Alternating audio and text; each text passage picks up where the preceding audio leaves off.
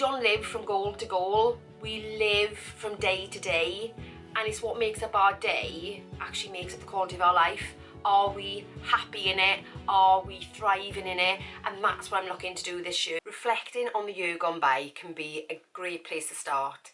It will help us to have a little bit of insight so we can prepare for the year ahead. Taking time to reflect, celebrate successes, set goals can help us provide a positive outlook for the upcoming year. For me, in my personal reflections, I felt the last year was quite stagnant. If I look back just on the year itself, I can look back and think, actually, not really much happened. On reflection, if you just look at the goal I set, well, actually, I didn't achieve it. So, did I spend my year? Did I waste my year? Did I spend my year doing nothing?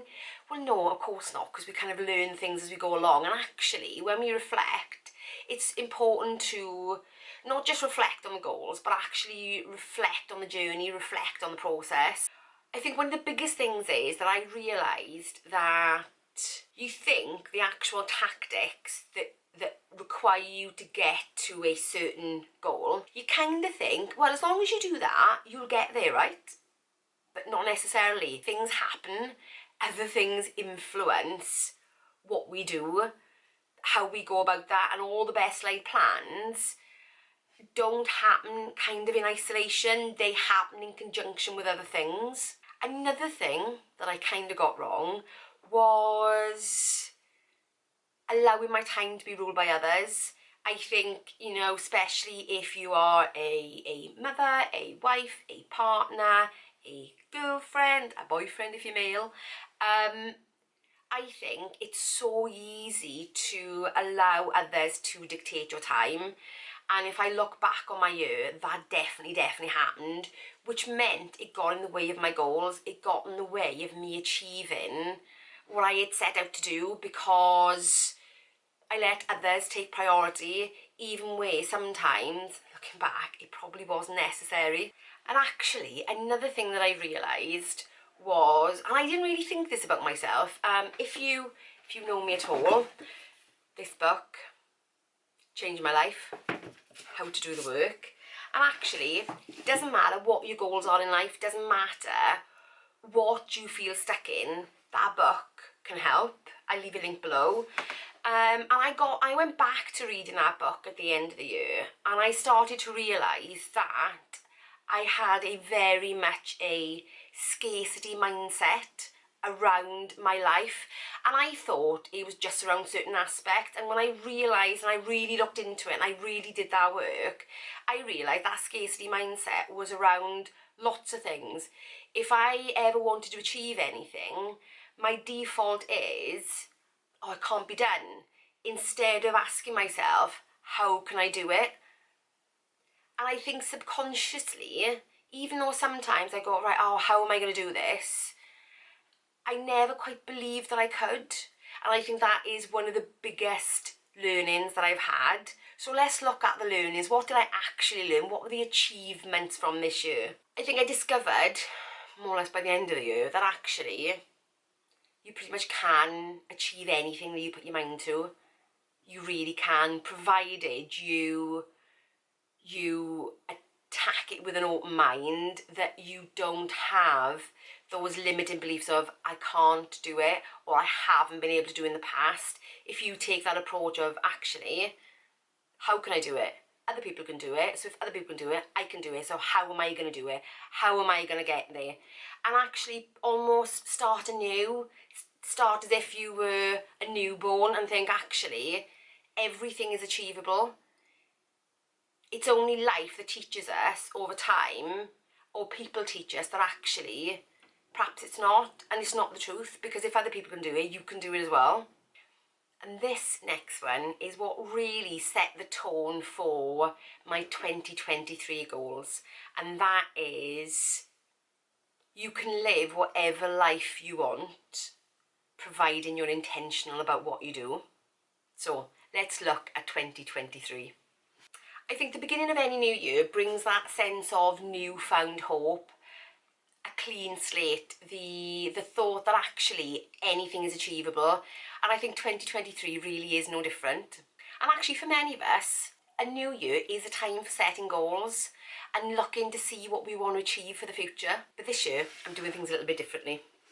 I am departing from the traditional. When I thought about my goals and goal setting, I immediately felt that slight bit of resistance in my brain to turn around and say, oh, not another goal. And like I said, I've been goal setting for decades now. This year, just gone, I think it's taught me more than anything that actually I think I need to change my mindset around goal setting, about achieving, about how to have the things that I want in my life. So the word for this year is intention, because the definition of intention is a plan that you intend to do, rather than a goal, which is an object of somebody's ambition. So for me, I need something that's a little bit more nuanced. This year, I am, instead of taking arbitrary goals and thinking this is what I actually want, I'm actually starting in a different place. I'm actually starting with my core values. So let's have a look at my 2023 goal planning. I have done this in Notion. I absolutely love Notion. This is not sponsored. So let's have a look at my screen. So this is my Notion template for my goal setting for this year. So this year, instead of starting off with the arbitrary goals, I'm starting off with my core values. Now, you might think, well, there's an odd place to start, but one thing that I have noticed, especially reflecting over the year, is that actually a lot of things that I had planned didn't quite align with my core values. And actually there were times where I thought, am I completely sure on what my core values are? So let's have a look at the screen. On the right hand side, you can see I have my values and guiding principles for the year.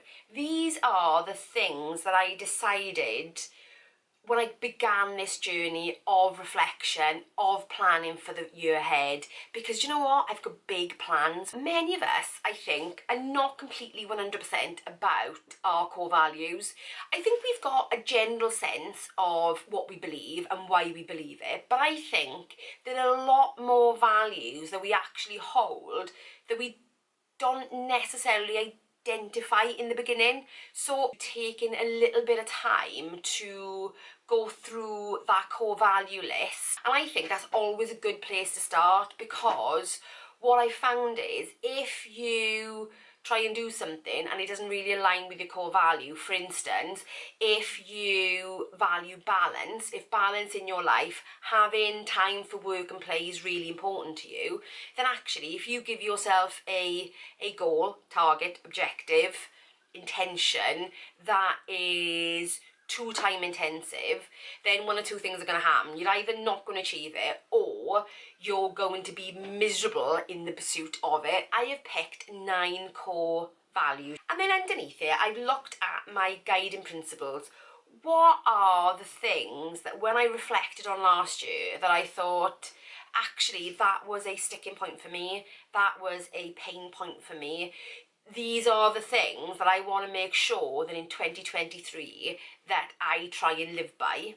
So I looked at health first, because there were many occasions last year where I didn't put myself first, I didn't prioritise myself, I didn't prioritise my health, because there are lots of things that actually affect your day to day. So for me, this year, going forward, 2023, one of the main goals is definitely health first, and that is saying, and actually brings me on to the next one, and that is kind of saying no to people.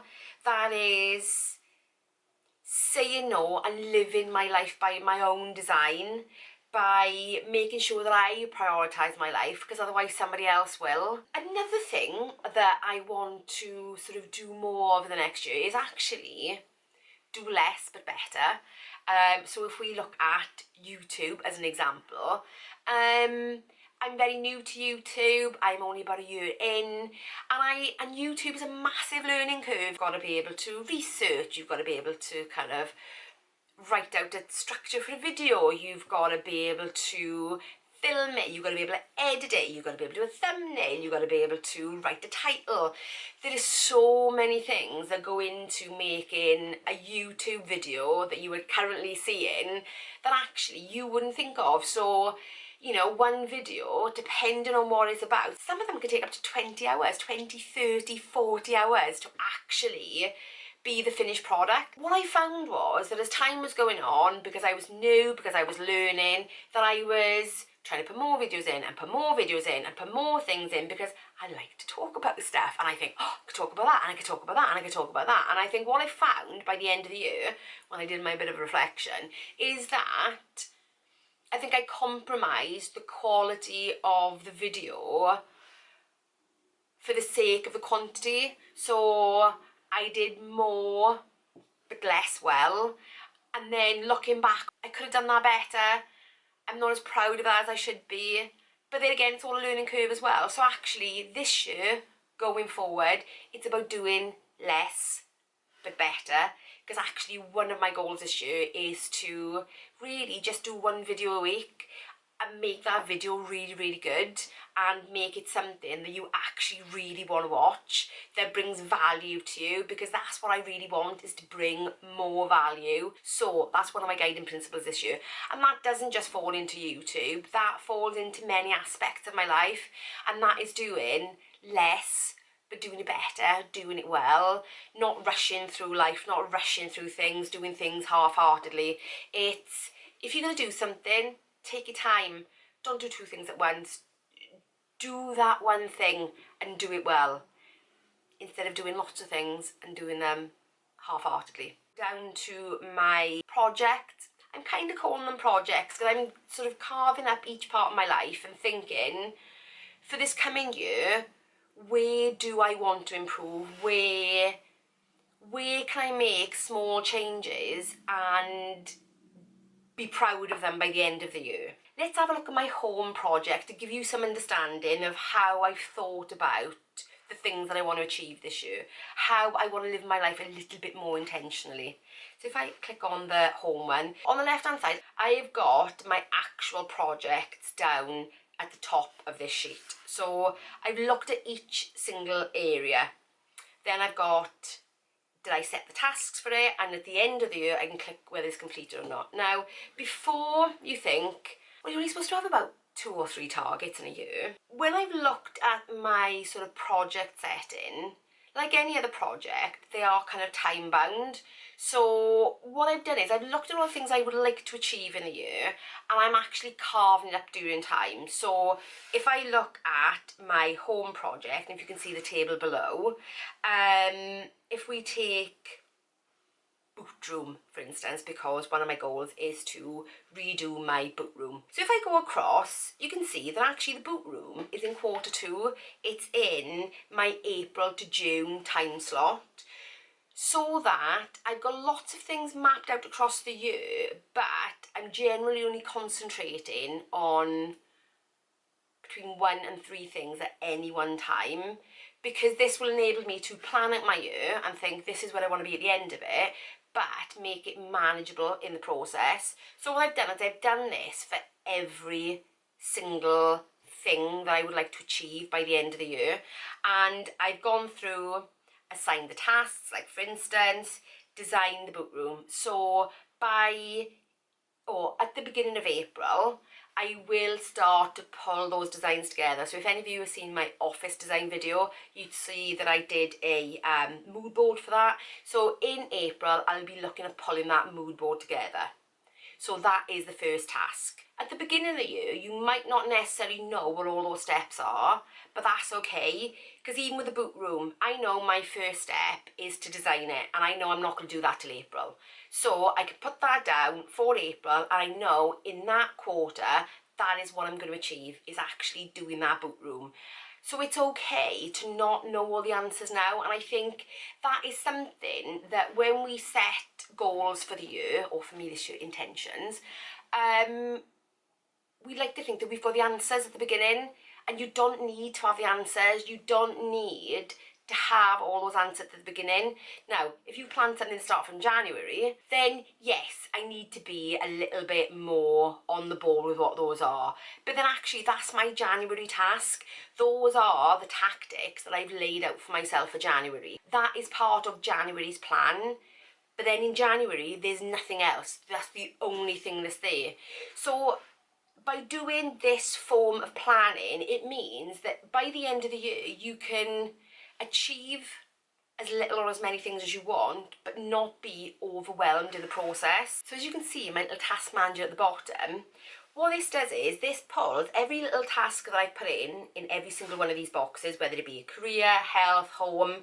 When I put all those tactics in and I assign it a quarter and a month, what I can then do is, from my main page, as you see in here, from the main page, I can then decide what I want to look at. So once I put everything in across the year, as much as I possibly can, then I can say, right, okay, what are my priorities? What am I meant to be doing, say, in April?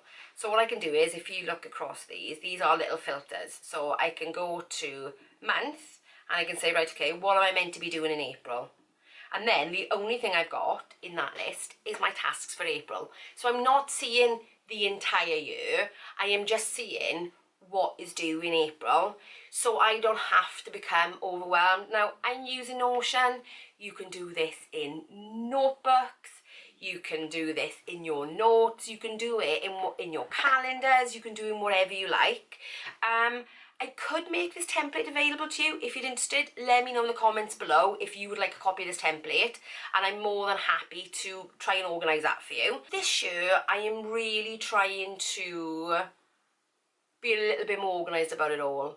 And really, it's about enjoying the journey. We don't live from goal to goal. We live from day to day. And it's what makes up our day actually makes up the quality of our life. Are we happy in it? Are we thriving in it? And that's what I'm looking to do this year, is actually enjoy the journey, enjoy the process, and think, you know what, I'm enjoying my day to day. Like, for instance, in my home section, garden is going to be a big thing for this year. I'm really looking forward. I want to set my kitchen garden, but I want to enjoy the process. I want to enjoy what I do on a daily basis, and that's what this plan is about for 2023, is to live my life intentionally, to enjoy the process, enjoy the journey, and learn along the way, and then get to the end of the year and think, yeah, not only did I achieve what I set out to achieve, but actually I enjoyed it along the way and I was happy with what I did. So guys, that's it. I hope you've enjoyed this video. If you have, give me a thumbs up, and if you're new around here, consider subscribing, and I will see you in the next one. Bye guys.